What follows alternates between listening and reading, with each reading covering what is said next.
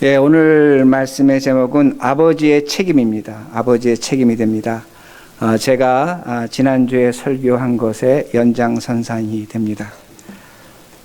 지난 주일에 제가 참 궁금하게 여겼던 한 가지 문제가 해결됐습니다. 뭐냐면 제가 우리 교회에서 사내 아이들 3명 있는데 얘네들이 어디 숨어 있는 겁니다. 여러분 아시지만 저는 우리 교회 구석구석을 다 잘 압니다. 제가 몇 번 찾으러 다녔는데 못 찾았습니다. 얘네들이 과연 어디에 숨어 있는가 그 생각을 했는데 우리 집사람이 찾아냈습니다. 어디에 있었냐면 사내 아이들 3명이서 저 2층 성가대실에 가면 악보를 두는 조그만 방이 있는데 그 방 안에 불도 없는 곳입니다.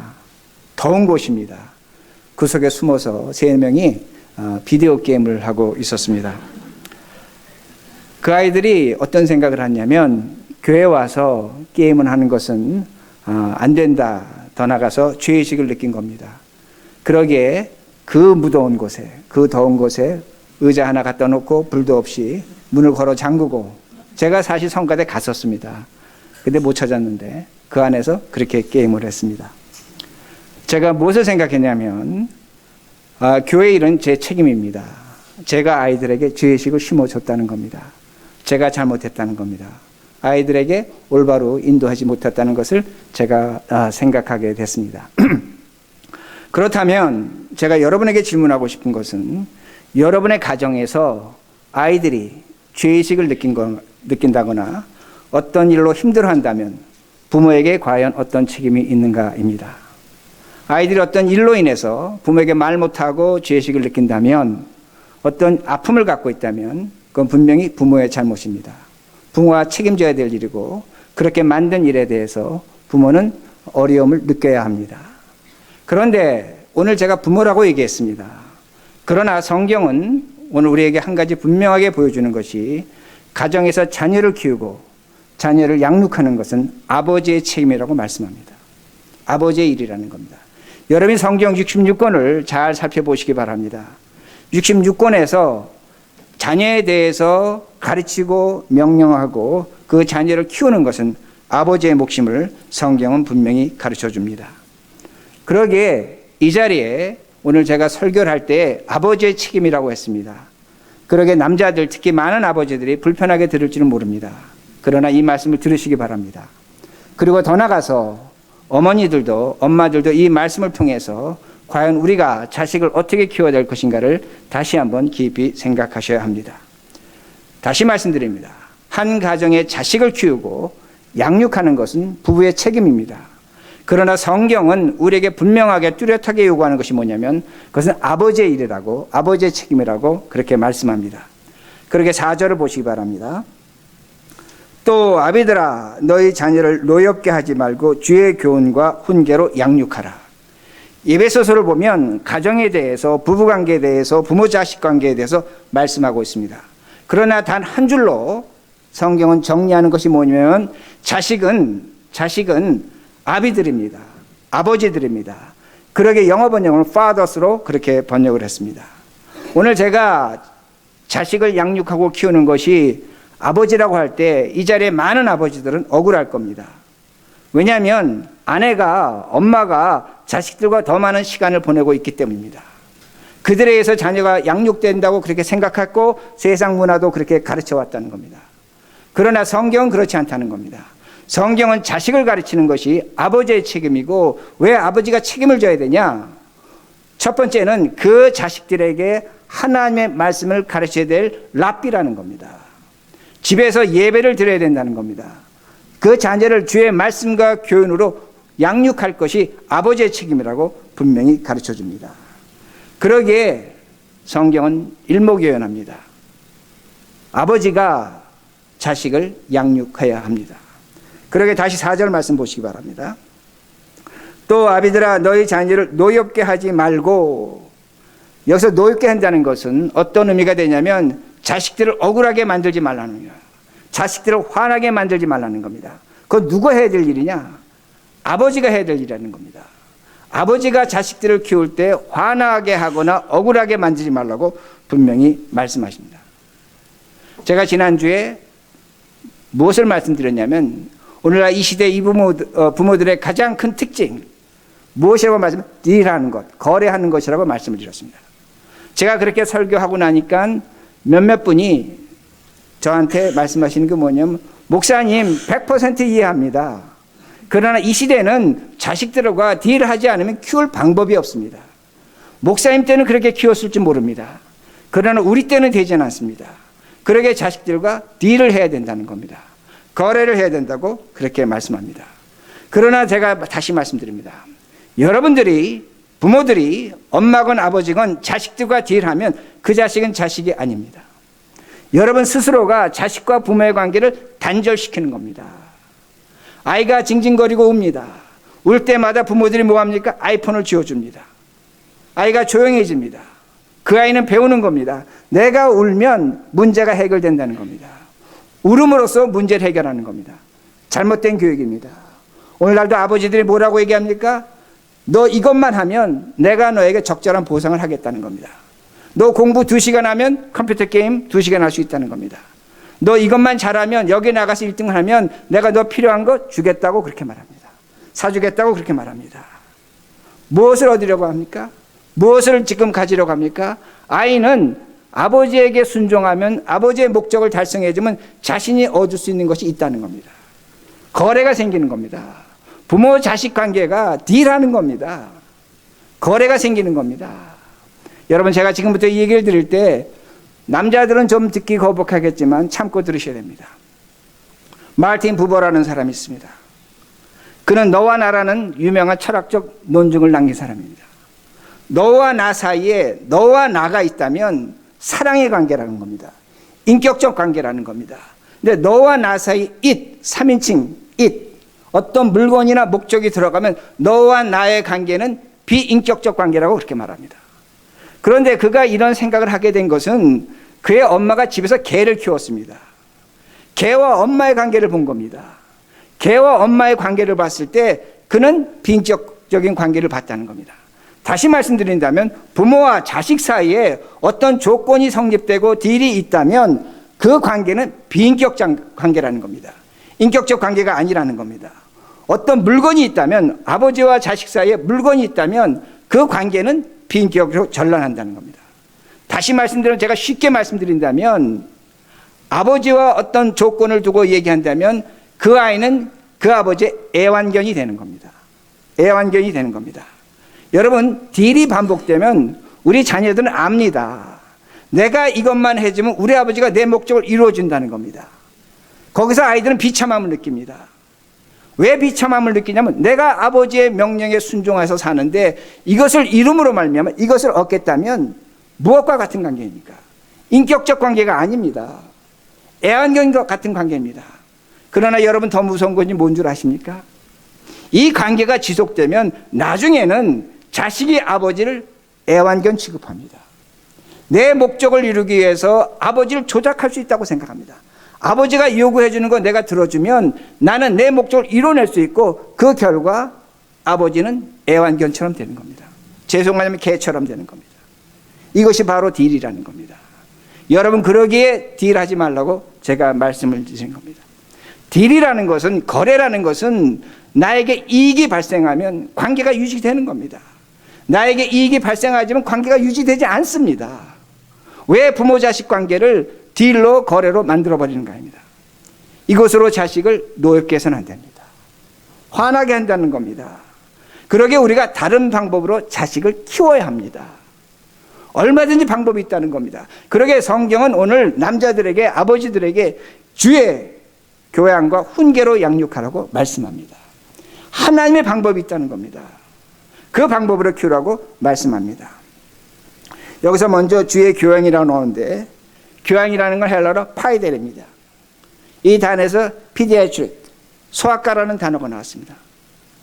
여러분 아이들은 인격적으로 성숙하지 않습니다.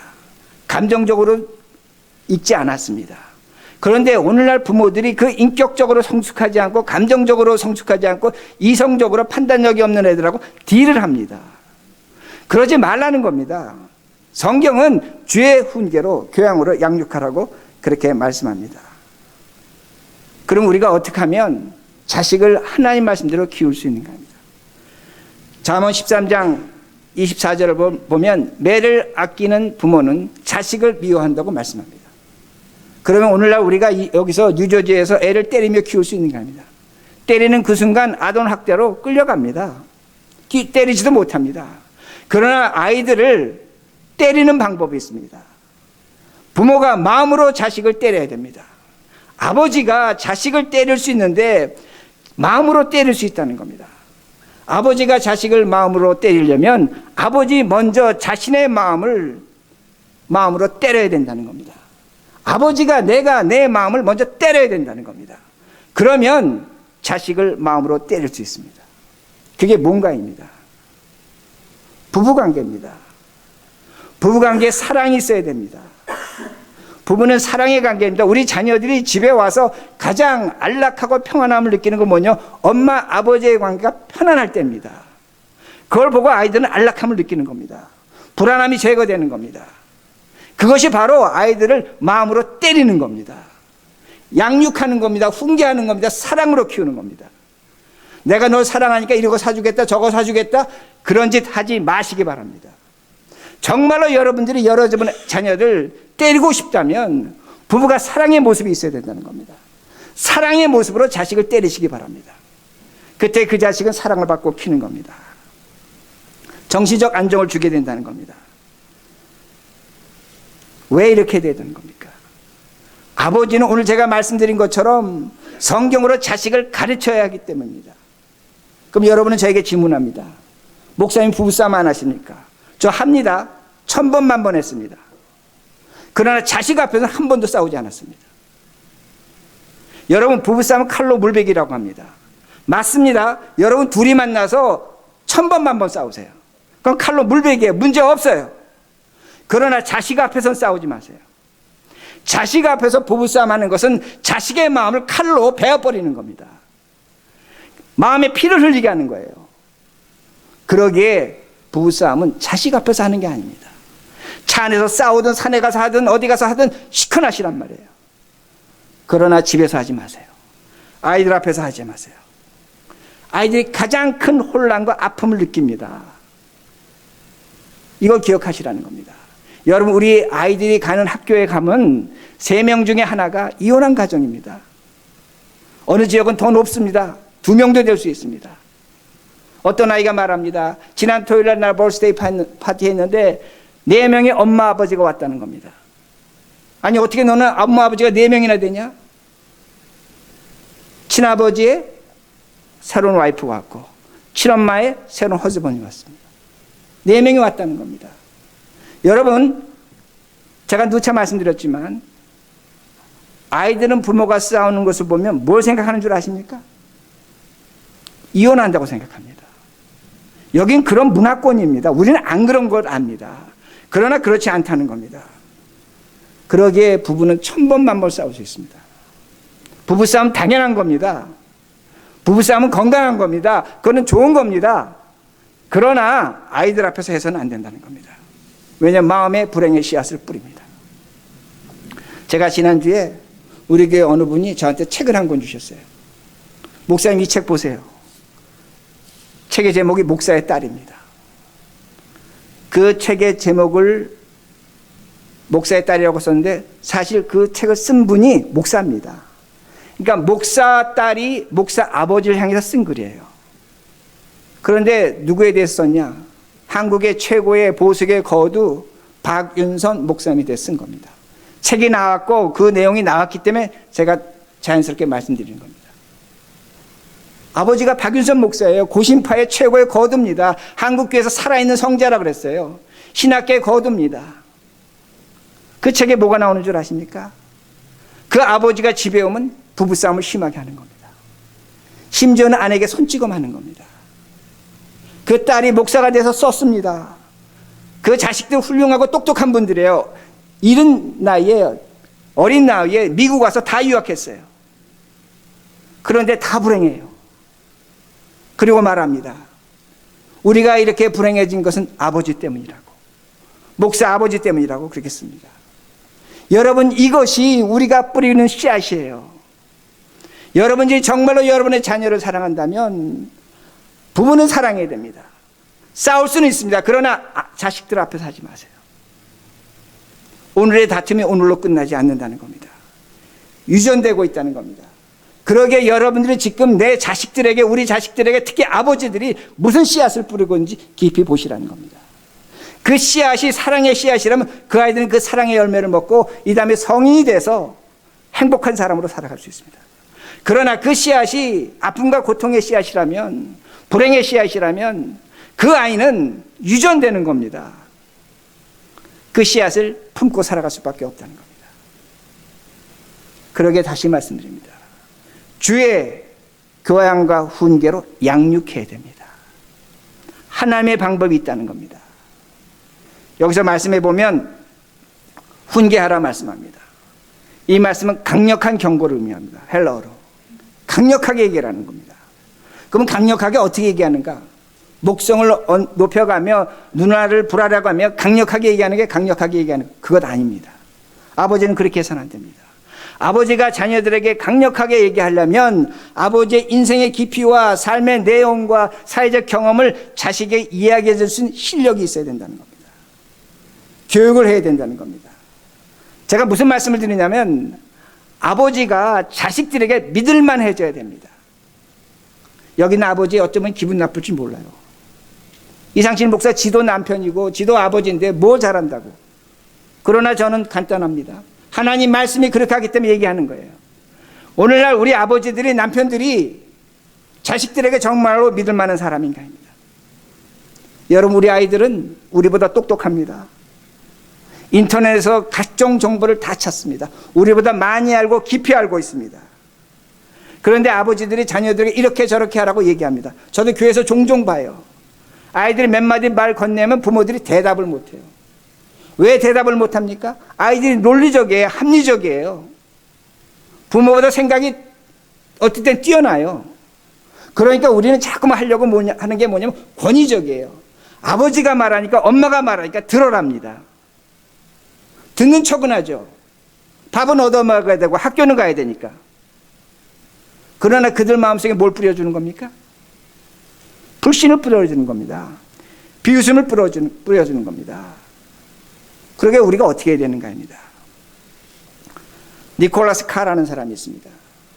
그 사람이 쓴 책 중에 하나가 뭐냐면 유리 감옥이라는 것이 있습니다. 유리 감옥입니다. 유리 감옥은 스마트폰입니다. 전화를 의미합니다. 오늘날 우리 자녀들은 스마트폰 없이 살아가지 못합니다.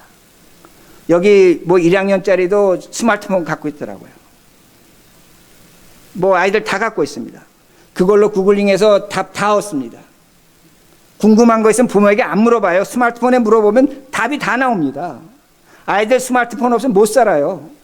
그걸로 숙제하고 그걸로 인터넷하고 그걸로 친구들하고 대화하고 게임하고 모든 걸 다 합니다. 그들의 삶의 기둥과 같은 존재예요. 아이들이 어떻게 생각하는 줄 아십니까? 그야말로 스마트폰이에요. 우리 아버지가 스마트폰보다 스마트한가입니다. 아이들은 그렇게 생각하지 않아요. 스마트폰이 아버지보다 훨씬 더 스마트하다고 생각해요. 그러니까 아이들이 아버지한테 질문하지 않는 거예요. 말하지 않는, 입 다무는 거예요. 정말로 아버지가 스마트하다면 아이들은 아버지에게 질문합니다. 물어봅니다. 그러게 우리들이 뭘 해야 되는 겁니다. 아버지들이 자식보다 스마트폰보다 스마트해져야 돼요. 제가 똑똑해지라는 것이 아닙니다. 뭐 많이 알라는 것이 아닙니다. 그렇게 오해하시면 안 됩니다. 요새 그런데 어떤 일이 있습니까? 너무나 스마트한 걸 의지하다 보니까 사람들이 이상해졌습니다. 얼마 전에도 제가 뉴스를 봤는데 많은 사람들이 공항을 가다가 켄터키인가 어디에선가 공항을 가다가 사람들이 때로 집단적으로 어느 들판으로 갔습니다. 그 시간에 GPS가 잘못 작동한 거예요. 어디로 인도해 줬냐면 들판으로 간 겁니다. 사람들이 운전하면서 다 그랬대요. 야, 이건 뭔가 이상하다. 일로 가면 안 되는데, 일로 가면 안 되는데, 공항은 저쪽인데, 그래도 GPS가 가라고 하니까 다 간 거예요. 여러분, 오늘날 사람들은 자신보다 GPS 믿습니다. 스마트폰 믿습니다. 우리 자녀들이 우리보다 더하다는 거예요. 제가 이 예를 들어드린 겁니다. 여러분의 말을 안 듣습니다. 그러므로 여러분들이 여러분의 자녀들이 특히 아버지의 말을 듣게 하려면 어떻게 해야 되는가 합니다. 한 가지 문제가 있습니다. 제가 좀 전에 스마트폰을 뭐라고 말씀드렸습니까? 유리 감옥입니다. 감옥은 인간과 인간을 분리시키는 겁니다. 인간과 인간의 감정이 나누어지지 못하는 겁니다. 감옥은 공감하지 못하는 겁니다. 심패티라고 합니다. 심패티라는 것은 파토스, 너와 나의 감정이 똑같아지는 겁니다. 그 공감 능력을 상실하는 것이 바로 오늘날 유리 감옥 스마트폰이라는 겁니다. 우리 자녀들의 가장 큰 문제가 뭔 줄 아십니까? 공감 능력이 떨어지는 겁니다. 여러분, 우리하고 다릅니다. 여러분, 여러분의 자녀들을 볼 때 멀쩡한 것 같지만 그 아이들이 갖고 있는 공감 능력은 우리보다 훨씬 못합니다. 특히 자료를 보면 뉴저지는 다른 곳에 비해서 그 공감 능력이 더 떨어집니다. 왜 그런지 몰라요. 오늘날 많은 어린아이들이 정신적으로 많은 스트레스를 받고 있습니다. 왜 스트레스 받고 있는가? 공감 능력이 떨어지기 때문입니다. 그러나 아버지는 이 공감 능력을 만들어낼 수 있는 겁니다. 여러분들은 만들어낼 수 있는 겁니다. 만약에 아이들이 공감 능력을 제대로 갖지 못하면 이 다음에 성인이 돼서 대학을 가거나 직장 생활하거나 결혼 생활할 때 상당히 어려움을 겪습니다. 요새 밀레니얼 세대들이 결혼하기 시작합니다. 그 세대들이 공감 능력이 떨어지기 때문에 결혼 생활에 상당한 어려움을 겪습니다. 그러니까 우리가 어떻게 하면 자식들에게 공감 능력을 심패티, 저들의 마음과 우리의 마음을 하나로 묶어줄 수 있는가 합니다. 한 가지밖에 없습니다. 아버지의 희생입니다. 아버지의 시간적 희생입니다. 우리 아이들이 우리보다 많은 정보는 갖고 있지만, 깊은 정보는 갖고 있지만, 우리들이 그 아이들을 유리 감옥에서 빼낼 수 있는 유일한 길은 뭐냐면 아버지가 희생하는 겁니다. 이건 굉장히 의지적인 겁니다. 문제는 뭐냐? 아버지들이 희생을 하지 않으려고요. 자식 보고 희생하셔야 됩니다. 이겁니다. 만약 아이에게 너 공부해라고 말하고 싶으면 아이들의 공감을 얻어야 됩니다. 그래, 나는 아버지 말 듣고 공부할래. 그 공감을 얻으려면, 똑같은 마음이 되려고 하면 아버지가 집에서 책 봐야 됩니다. 책 보지 않고 아버지가 아이에게 공부하라고 하면 아이는 절대로 공부 안 합니다. 제가 다시 얘기합니다. 아이가 컴퓨터 게임 합니다. 컴퓨터 게임 하는데 아버지가 너 그 컴퓨터 게임 그만하고 공부해라 말하고 싶으면 아버지는 자신이 좋아하는 취미생활 하나 포기해야 됩니다. 저는 포기한 적이 있습니다. 여러분 포기하셔야 됩니다. 골프 좋아하면 골프 포기하셔야 됩니다. 아이는 어린아이지만 다 알고 있습니다. 우리 아버지 좋아하는 것 하면서 왜 내가 좋아하는 것 못하게 하는가? 공감할 수 없다는 겁니다. 여기 아이들은 이성적입니다. 겉으로는 공감하는 것 같습니다. 흉내는 냅니다. 아이를 위선적으로 키우는 겁니다. 여러분이 정말로 아이들에게 어떤 공감을 얻으려면 여러분의 것을 포기하는 것이 있어야 돼요. 시간이 있어야 되고 취미가 있어야 되고 어떤 삶의 모습이 있다는 겁니다. 그걸 포기할 때 아이들은 공감할 수밖에 없다는 겁니다. 만약에 나는 아무것도 포기하지 않고 아이를 키우겠다. 그건 대단한 배짱입니다. 그건 대단한 성경적이지 않습니다.